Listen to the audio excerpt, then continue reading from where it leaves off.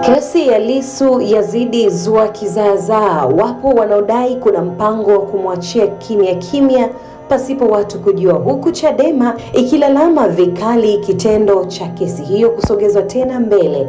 Je, lipi ni lipi? Sasa ili kufahamu hayo, baki hapa na mimi mpaka mwisho. Mimi ni Teresa Alfred. Nikukumbushe kubonyeza maneno subscribe pamoja na alama ya kengele. Hapo awali kesi ya Tundu Lissu ilipangwa kusikilizwa Alhamisi hii ya Juni 11 mwaka 2026 katika mahakama ya rufani jijini Dar es Salaam, ambapo Chadema mara ya kwanza walitoa taarifa kwa umma na kuwataka wanachama wa Tanzania na waandishi wa habari kujitokeza kwa wingi mahakamani kwenda kusikiliza shauri hilo kwenye ngazi ya rufaa. Lakini baadaye Chadema wakajitokeza tena na kutoa taarifa wakisema wamepata taarifa kuwa kuna njama ya jeshi la polisi kupiga watu na kuzuia watu mahakamani. Taarifa hiyo ilikuwa imeandikwa taarifa kwa umma na nukuu: Chama cha Demokrasia na Maendeleo Chadema kimesikitishwa na taarifa toka ndani ya jeshi la polisi kuwa linajiandaa kukabiliana na wananchi watakaokwenda mahakama ya rufaa jijini Dar es Salaam kuhudhuria kesi ya mwenyekiti Tundu Lissu siku ya tarehe 11 Juni mwaka 2026. Chama kupitia vyanzo vyake vya uhakika kimepewa taarifa kuwa polisi wa kanda maalum ya Dar es Salaam wameshapewa maelekezo ya kufika kwa wingi mahakamani hapo wakiwa na zana za kijeshi mahususi kwa ajili ya kupambana na wananchi.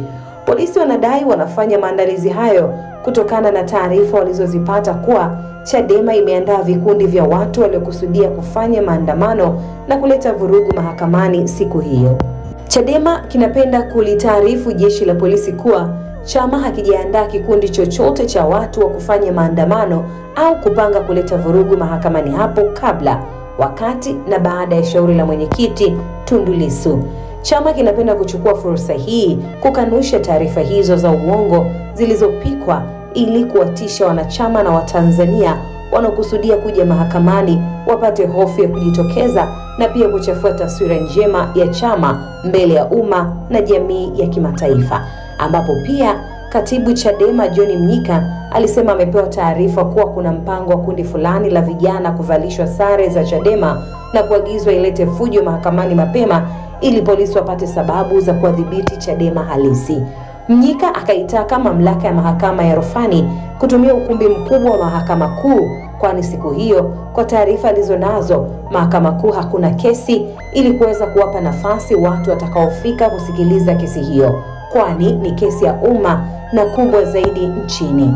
Baada ya hapo, Mnyika akajitokeza tena na kusema kuwa amepata taarifa kuwa Tundu Lissu ameambiwa kesi yake itahudhuriwa na watu 40 tu, hivyo andike majina 40 ya watu pekee watakaofika kuhudhuria kesi hiyo, kitu ambacho Mnyika anasema Lissu alikikataa, akasema hakuna mahali sheria inasema hayo. Tumsikilize. Tumepokea taarifa kutoka gerezani kwa mwenyekiti Tundu Antipas Lissu ambaye kesho tarehe 11 mwezi huu wa Juni anatakiwa kuwepo mahakamani, mahakama ya rufaa kwa ajili ya kusikilizwa kwa maombi ambayo upande wa jamhuri ulipeleka mahakama ya rufaa, lakini kwa maombi vile mwenyekiti Lissu ambayo naye aliyapeleka mahakama ya rufaa. Sasa tumepokea taarifa kutoka huko gerezani kwamba mwenyekiti Lissu ameandikiwa barua ya kutakiwa kupeleka majina ya watu 40, kwamba ni watu hao peke yake waruhusiwe kuingia mahakamani kwenye kesi yake, na tumejulishwa kwamba mwenyekiti Lissu hajakubaliana na utaratibu huo, kwa sababu ni utaratibu ambao hauko kwenye sheria na hauko kwenye taratibu za haki, utaratibu ambao unanyima haki kutendeka na haki kuonekana ikitendeka katika kesi kubwa sana ya uhaini ambayo ndio shtaka kuu kuliko lote katika mashtaka katika Jamhuri ya Muungano wa Tanzania, shtaka ambalo mtu akikutwa na hatia nalo adhabu yake ni kifo. kwa ukubwa wa kesi hiyo ambayo ina maslahi ya umma, ni kesi kuu kwa mujibu wa katiba ya nchi yetu. Utaratibu huo mwenyekiti Lissu hajakubaliana nao. Ikumbukwe haya yote yalikuwa yanajiri Jumatano ya Juni 10, yaani siku moja kabla siku ya kesi. Lakini kubwa zaidi lililotokea siku hiyo hiyo ni baada ya Chadema kudai wamefikishiwa taarifa ya kesi ya Lissu kuahirishwa kufanyika tena hiyo Juni 11 mwaka 2026. Chadema kupitia kurasa zao waliposti hairisho la mahakama na kuandika, Chama cha Demokrasia na Maendeleo Chadema kinapenda kuarifu umma kuwa shauri la maombi ya jinai namba 7440840/2026 kati ya mkurugenzi wa mashtaka DPP na mwenyekiti wa Chadema Mheshimiwa Tundu Antipas Lissu ambalo lilipangwa kuendelea tarehe 11 Juni mwaka 2026 limeahirishwa. Kwa mujibu wa taarifa ya Mahakama ya Rufani ya Tanzania, shauri hilo limepangwa kusikilizwa tarehe 3 Julai 2026 na kwa ajili ya judgments, rulings and orders siku ya Jumatatu tarehe 6 Julai saa 3 kamili asubuhi. Kuhairishwa kwa kesi hiyo kulimuibua pia makamu mwenyekiti John Heche ambaye aliandika, kwa nini kesi ya mwenyekiti wetu isogezwe mbele kwa muda mrefu kiasi hiki mara tu baada ya chama kueleza mpango mbovu wa polisi hapo kesho. Chama kimeeleza ni ya ovu ya polisi dhidi ya chama chetu, alafu kesi inasogezwa mbele. Mahakama ya Tanzania inaondoa imani ya wananchi na kuchochea chuki kwa matendo kama haya. Naye Joseph Selasini aliposti na kuandika, walianza kukataza kuonyesha kesi mubashara, wakaleta mashahidi kwenye viboksi, sasa wanapunguza usikilizaji wa kesi. Lissu alisema, kama dhamira ni kuniua, niueni hadharani watu wakiona. Mahakama inatia kinyaa. Nyerere alionya, polisi na mahakama vikikamatwa, amani itapotea.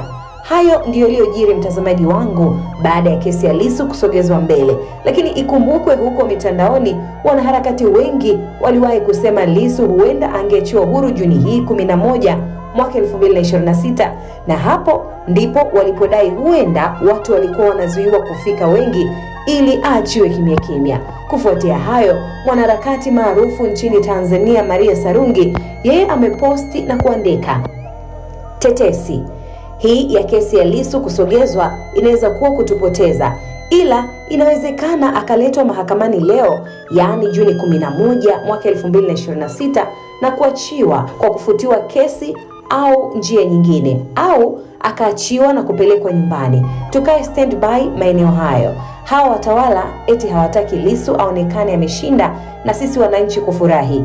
Muda wote tuwe macho kuanzia hapo Ukonga hadi mahakamani na nyumbani kwake. Tukae standby kumpokea shujaa wetu, maana kumwachia lazima. #Free Tundu Lissu. Hayo aliandika Maria Sarungi akisema huenda barua ya kuhairisha kesi ni kiini macho tu, wakitaka watu wasifike mahakamani ili Lissu aachiwe kimya kimya.